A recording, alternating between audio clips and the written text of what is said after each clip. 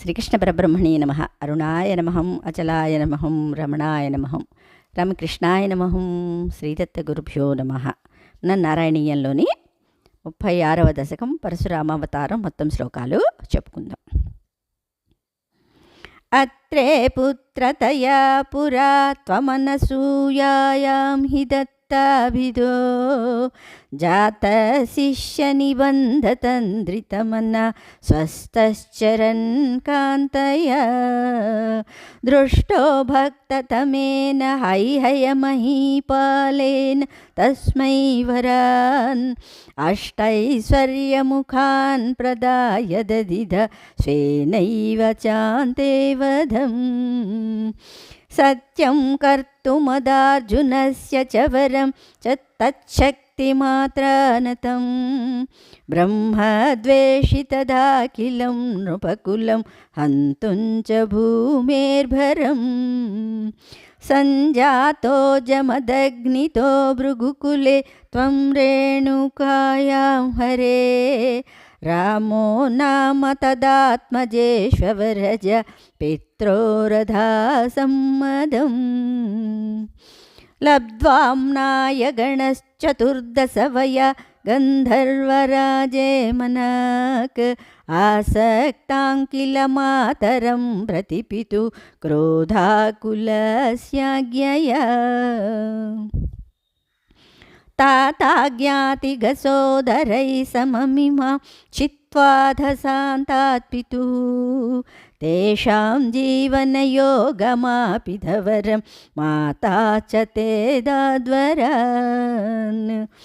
పిత్రా మాతృముదేస్తవా హృతవియ ధేనోర్నిజాదాశ్రమాత్ ప్రస్థాయాధ భృగోర్గిరా హిమగిరా ఆరాధ్య గౌరీపతిం. లబ్ధ్వా తత్పరసుం తదుక్తదనుజచ్ఛేది మహాస్రాదికం ప్రాప్తో మిత్రమధాకృతవ్రణముని ప్రాప్యాగమస్యాశ్రమం.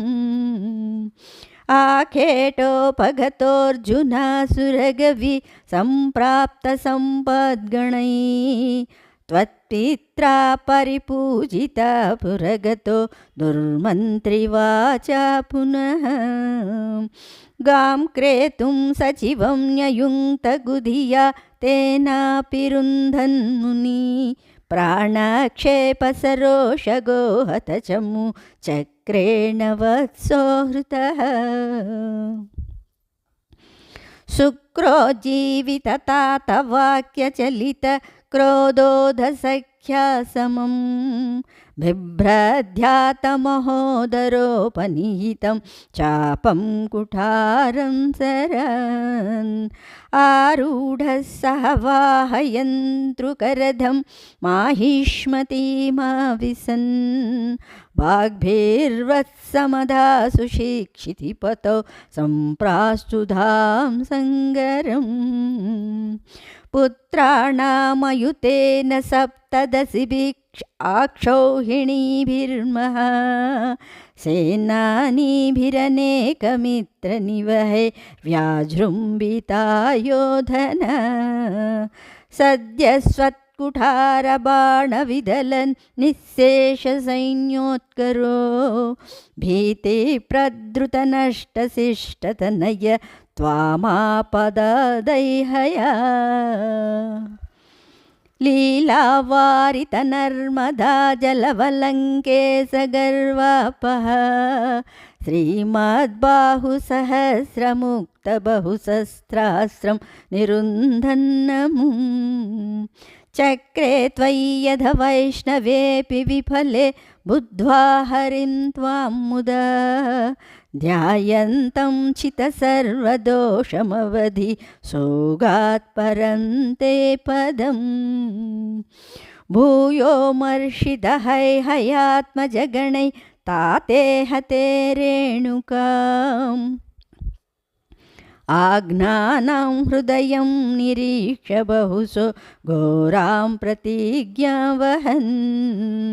ధ్యానానీతరధాయుధస్వమక్రుధ విప్ర ప్రద్రుహా క్షత్రియాన్ దిక్చక్రేషు కుఠారయన్ విసిఖయన్ నిక్షత్రియాం మేదినీ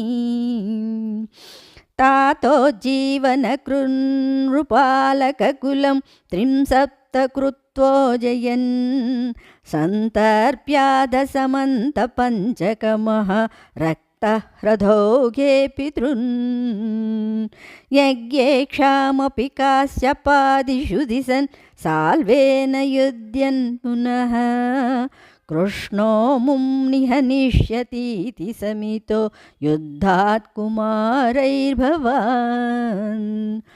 యస్యాస్త్రాణి మహేంద్రభూభృతి తపస్వన్వన్ పునర్మజ్జితాం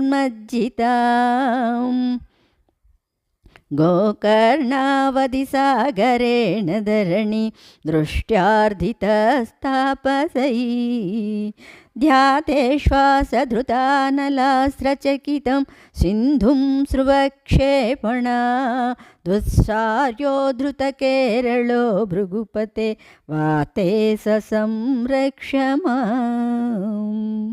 శ్రీకృష్ణ పరబ్రహ్మణే నమః.